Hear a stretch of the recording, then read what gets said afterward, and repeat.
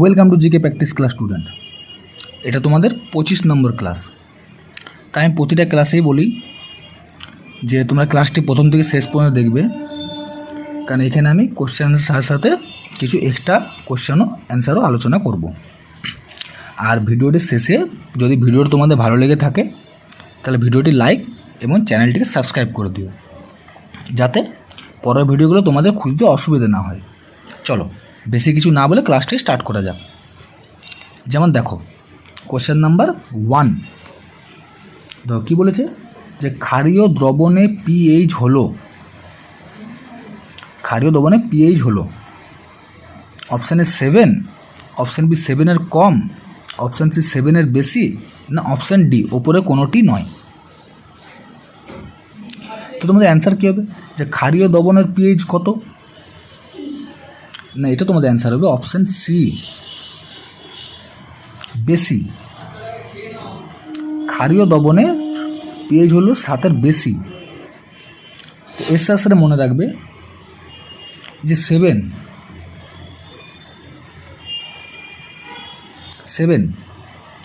তাহলে 7 কিসের দ্রবণ, না মনে রাখবে, লিখে দিচ্ছি আমি,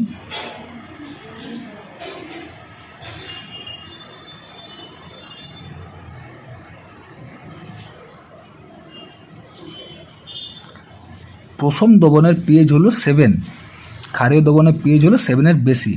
তাহলে এখানে দেখো 7-এর কম আছে, তো এটা কার, না অ্যালকাইন বা আলমিক, আমি লিখে দিচ্ছি।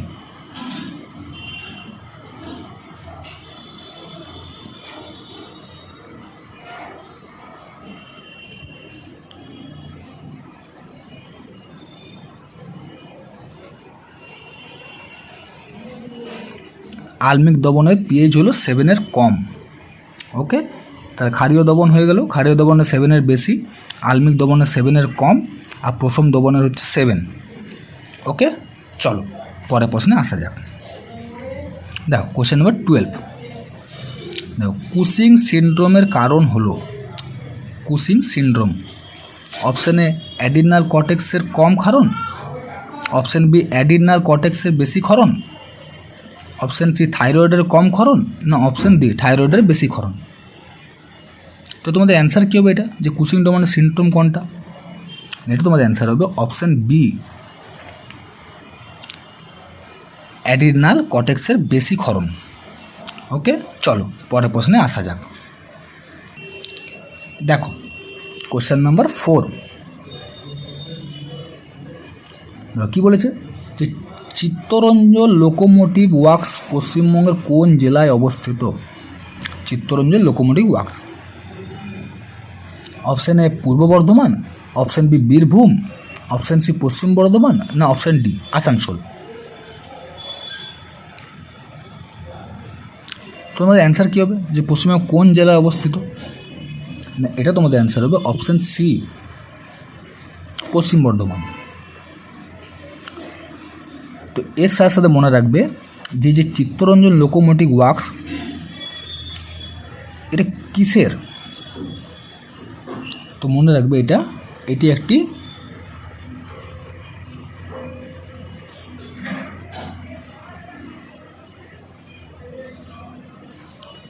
একটি বৈদ্যুতিক লোকোমোটিভ ওয়ার্কস। ঠিক আছে, চিত্তরঞ্জন বৈদ্যুতিক লোকোমোটিভ ওয়ার্কস। ওকে, চলো পরের প্রশ্নে আসা যাক। দেখো কি বলেছে, কোশ্চেন নাম্বার 15, ঝুলন্ত উপত্যকা কিসের দ্বারা সৃষ্ট ভূমিরূপ,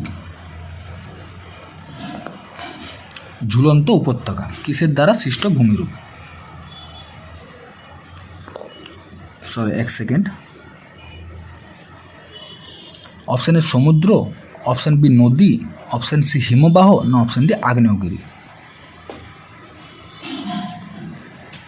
তো এটা তোমাদের অ্যান্সার কী হবে, দেখো এখানে অপশান দেখে অ্যান্সার করা যায়,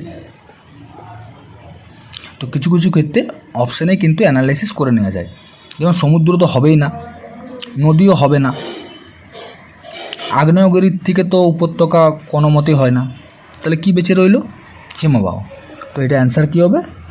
হিমবাহ।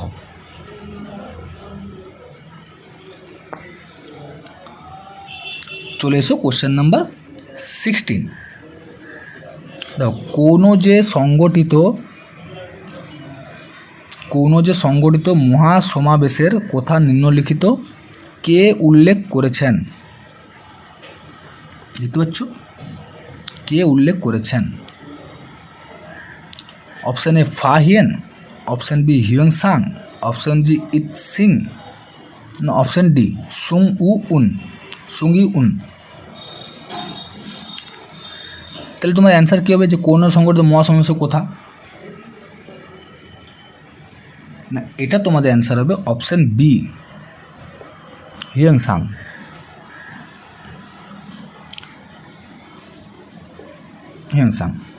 তারপর এখান থেকে দেখো দুটো প্রশ্ন আসে যেগুলো এক্সামে অনেকবারই রিপিট হয়েছে। যেমন দেখো এখানে আছে ফা হিয়েন। প্রশ্ন আছে ফা হিয়েন কার আমলে ভারতে আসেন? অনেকেই জানো, যারা জানো তারা লিখে নাম লিখে দিচ্ছি। ফা হিয়েন আসে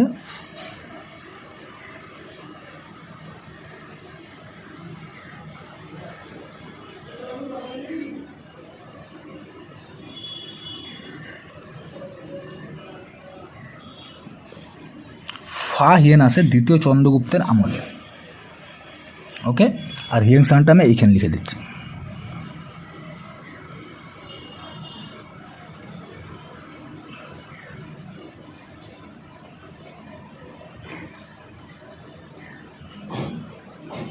এটা অনেকেই গুলি যায়, এই ফা হিয়েন আর হিউয়েন সাং।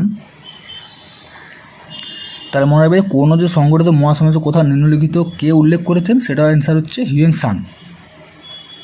আর এই ফা হিয়েন এসেছিল দ্বিতীয় চন্দ্রগুপ্তের আমলে, আর হিউয়েন সাং এসছে হর্ষবর্ধনের আমলে।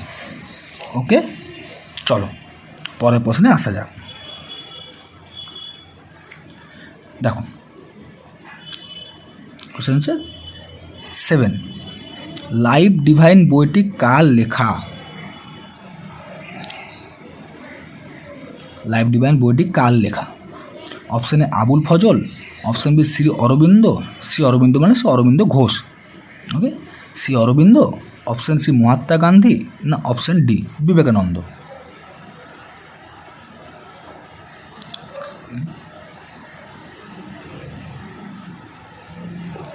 তোমাদের অ্যান্সার কী হবে? লাইফ ডিভাইন বইটি কে লিখেছে?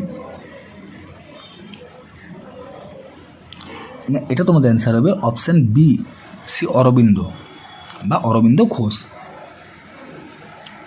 তার সাথে মনে হবে লাইফ ডিভাইন বইটি কিন্তু অরবিন্দ লিখেছে। তো অরবিন্দ ঘোষের আরও দু একটা বইয়ের নাম আমি বলে দিচ্ছি, তো মনে রাখবে, তোমরা লিখে নিও।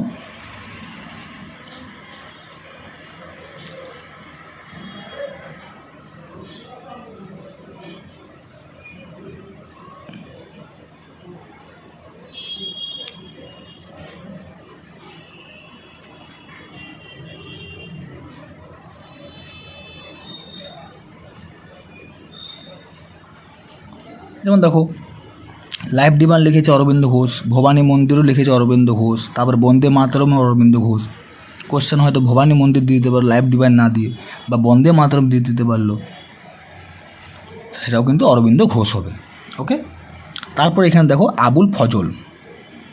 আবুল ফজল কী লিখেছে? অনেকেই জানো, আবুল ফজল লিখেছে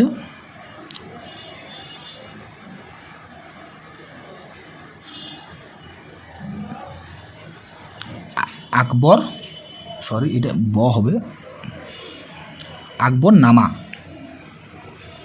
ওকে, আকবর নামা কে লিখেছেন?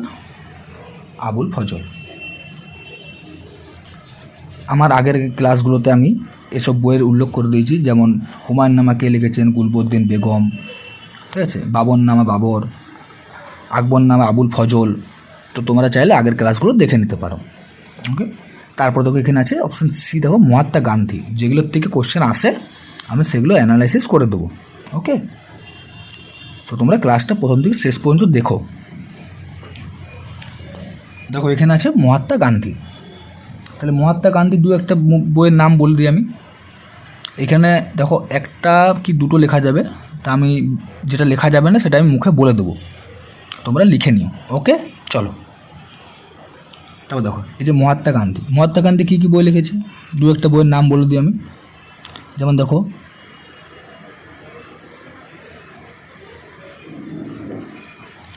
হিন্দ স্বরাজ মহাত্মা গান্ধী লিখেছেন। তারপর হচ্ছে plus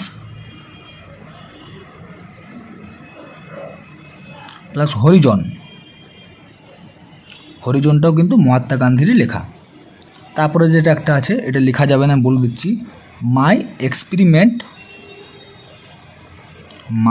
experiment with truth.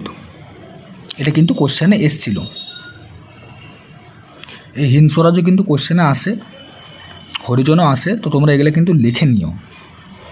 R my experiment with truth এটাও কিন্তু মহাত্মা গান্ধী লিখেছে। ওকে, চলো। বিবেকানন্দের থেকে কোশ্চেন অত আসে না, তো যেগুলোর থেকে কোশ্চেন আসে দেখো, সব তো পড়লে হবে না, কারণ জিকে সব তুমি পড়তে পারবে না, তো সেগুলাই করা উচিত যেগুলোর থেকে কোশ্চেন আসার চান্স বেশি। তো এগুলোর থেকে কোশ্চেন এসছে, তো রিপিটে আসতে পারে, তো সেরকম এগুলো মনে রাখবে। আর মাই এক্সপেরিমেন্ট উইথ ট্রুথ এটা কিন্তু গান্ধীজি লিখেছে। ভবানী মন্দির বন্দে মাতরম লাইভ ডিভাইন কিন্তু অরবিন্দ ঘোষ লিখেছে। আকবরনামা আবুল ফজল লিখেছে। চলো পরের প্রশ্নে আসা যাক। দেখো কোশ্চেন নম্বর 8, সাত্রিয়া নৃত্যটি কোন রাজ্যে উৎপন্ন হয়েছে? Option A Assam, option B Tamil Nadu, option C Manipur, না অপশন ডি কেরল। তো সাত্রিয়া এই কোশ্চেনটাও কিন্তু এসছে, আমি সেসব কোশ্চেনেই করাই যেগুলো রিপিটে এসছে, আর এখান থেকে এক্সট্রা ইনফরমেশন দিয়ে দিই যেগুলো আসার চান্স খুবই বেশি। তো চলো এই কোশ্চেনটা অ্যান্সার করে দেন। সাত্রিয়া নদী কোন রাজ্যে উৎপন্ন হয়েছে? এটা তোমাদের অ্যান্সার হবে অপশন এ আসাম। ওকে, তারপর তোমরা জানো যে আসাম আর্ট নৃত্য হচ্ছে বিহু, সাত্রিয়া, এগুলো সব আসামের। এই যে নৃত্য আমি কিন্তু আগের ক্লাসে নৃত্য নিয়ে অনেক কোশ্চেন অ্যান্সার করেছি। ওকে, চলো পরের প্রশ্নে আসা যাক। দেখো কোশ্চেন নম্বর 19 কি বলেছে? একমাত্র মহিলা সাম্রাজ্ঞী যিনি দিল্লির সিংহাসনে বসেছিলেন। একমাত্র মহিলা সাম্রাজ্ঞী। Option A Mumtaz Mahal, option B Nurjahan, option C জাহারানা, না অপশন ডি রাজিয়া সুলতানা। তো এই অ্যান্সারটাও তোমরা অনেকেই জানো, তো যারা জানো না তারা জেনে নাও। দেখো একমাত্র মহিলা সামগ্রী, যখনই একমাত্র মহিলা বলবে তখনই মনে রাখবে সেটা হচ্ছে একমাত্র মহিলা হচ্ছে রাজিয়া সুলতানা। ওকে, তো এর সাথে সাথে মনে রাখবে এই যে রাজিয়া সুলতানা কার কন্যা ছিলেন? রাজিয়া সুলতানা ইলতুৎমিশের কন্যা ছিলেন। আমি এখানে লিখে দিচ্ছি।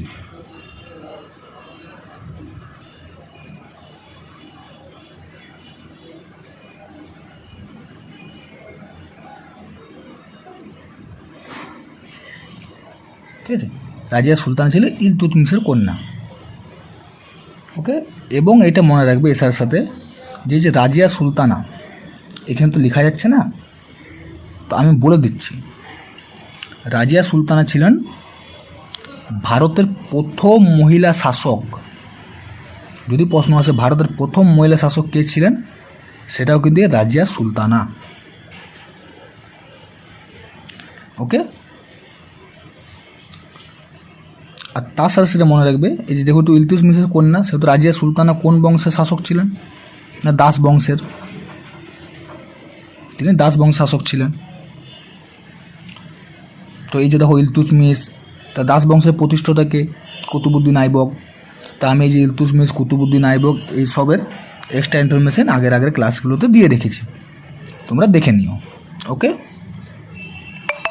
চলো পরের প্রশ্নে আসা যাক। তো কি এখানে দেখো, তার আগে বলে দিই কী বললাম, যে রাজিয়া সুলতান ছিল দাস বংশের প্রতি শাসক, আর তিনি ইলতুৎমিশের কন্যা, আর ভারতের প্রথম মহিলা শাসক, মনে রাখবে কিন্তু। চলো পরের প্রশ্নে আসা যাক। দেখো কোশ্চেন নাম্বার 20 কী বলেছে, পরমাণুর ব্যাস মাপা হয় যে এককে, তা হলো পরমাণুর ব্যাস। Option A fermi, option B parsec, option C angstrom, না অপশন ডি মিটার। তো তোমাদের অ্যান্সার কী হবে? এটা তোমাদের অ্যান্সার হবে অপশন সি অ্যাংস্ট্রম। পরমাণুর ব্যাস অ্যাংস্ট্রম দিয়ে মাপা হয়। ওকে, চলো চলে এসো কোশ্চেন নাম্বার 11। কী বলেছে দেখো, গ্রিন রেভলিউশন কথাটি কে প্রথম ব্যবহার করেছেন? এখান থেকে কিন্তু কোশ্চেন আসে, গ্রিন রেভলিউশন। ওকে, দেখো অপশন এ ডক্টর উইলিয়াম গান্ডে, অপশন বি এম কি বিশ্বাস ভারাইয়া, অপশন সি পিসি কি আছে মহালানবিস, না অপশন ডি কোনোটি নয়। তো এই অ্যান্সার কী হবে, গ্রিন রেভলিউশন কথাটি কে প্রথম ব্যবহার করেছেন? না, এটা তোমাদের অ্যান্সার হবে অপশন এ ডক্টর উইলিয়াম গান্ডে। ওকে, তো চলো আজকের মতো এখানেই। আমি পরের ক্লাসে যেগুলো এক্সট্রা ইনফরমেশন দেওয়ার কোশ্চেন, যেগুলোর থেকে ইম্পর্টেন্ট থাকে, সেগুলো আমি অবশ্যই দেবো। তো তোমার যদি ভিডিওটি ভালো লেগে থাকে তাহলে ভিডিওটি লাইক এবং চ্যানেলটিকে সাবস্ক্রাইব করে দিও। চলো আজকের মতো এখানেই।